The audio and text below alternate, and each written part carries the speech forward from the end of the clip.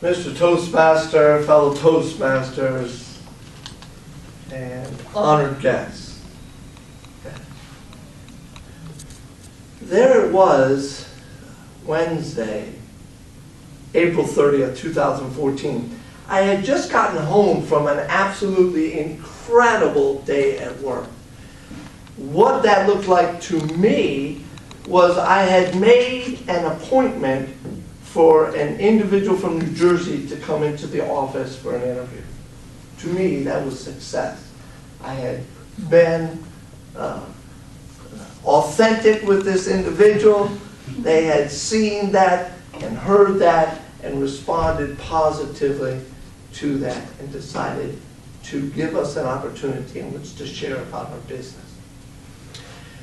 And as I came home, I didn't think there was anything that could make it better evening, except that my 15-year-old son, Hunter, came over to me and said, "Dad, you need to call Caravan Horn.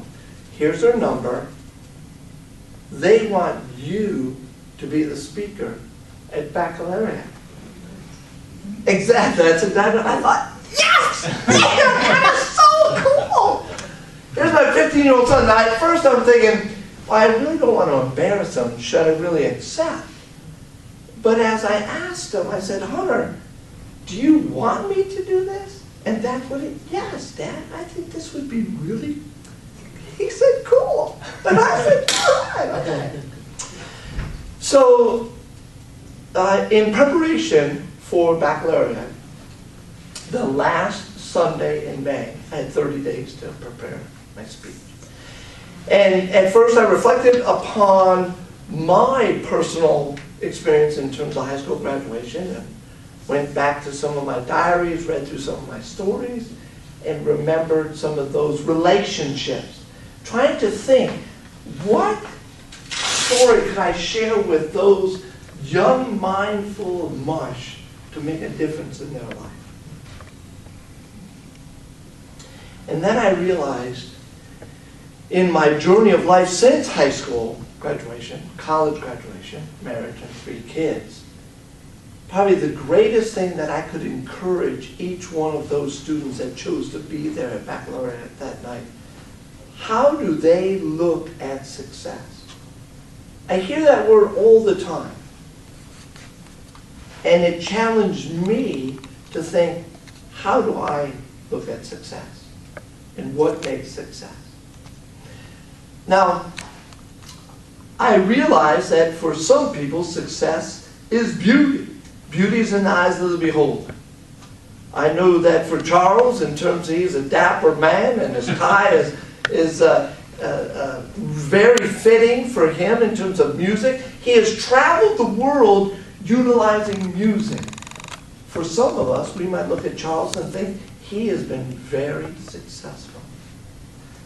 I hesitate putting a guest on the spot, but in terms of beauty, and when I always appreciate in terms of when the lipstick matches the outfit, so to me, it's very beautiful.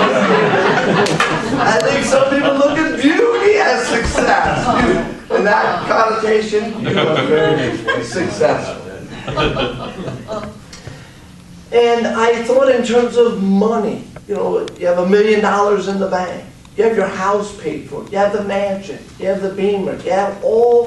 You could become a president of a Fortune 500 company. You have that capability, Sheldon. And to realize that and to affirm that. Exactly. But in the process of life, is that really success?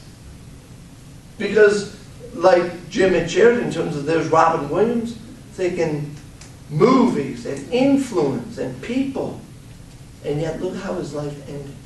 Is that success? Patches is one of my all-time favorite movies. I love that movie. That was very influential in my life in terms of what do I look at as success.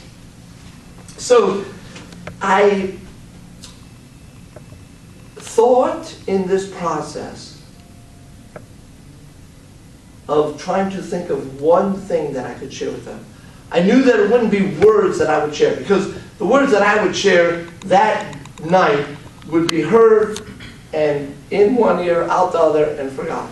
So first I knew I had to give him a book. Exactly. And it happened to be one of my all-time favorite books. It's called The Ultimate Gift. It's by Jim Stovall, by a blind author. I've done it 9 or 10 times as a Sunday school class, both junior high and senior high. It is an incredible journey of a 24-year-old college-educated bum who's never worked a day in his life, and his journey of earning about what life is about, and ultimately getting and achieving the ultimate gift. So I knew that. I knew that I was going to share with each one of those students that made the choice to be there at baccalaureate that night a copy of the ultimate gift. So I knew that was going to be successful. And as I shared that story of what the ultimate gift was about, what I really realized was to really be successful, in my estimation of life, it's all about relationships. No matter what you do, no matter where you go, it's all about relationships. And the functioning of those relationships, to be able to communicate the real, deep, hidden needs and wants, hopes and dreams, visions of what you want your life to be about, and also being able to listen to somebody else's. So my conclusion to those students that night, which was really interesting because 7 of them came up afterwards and thanked me not only for the book, but this thought. Because I left them with this thought, this principle, that no matter where you go in life, no matter what you accomplish, at the end, if you don't hear these words, "Come, my good and faithful servant," no matter what you have done, your life is not successful. Those words have become my motto, my mantra, in all that I try to hope and do. Come, thou good and faithful servant. Towards helping and assisting other people in their goals to be successful in their life.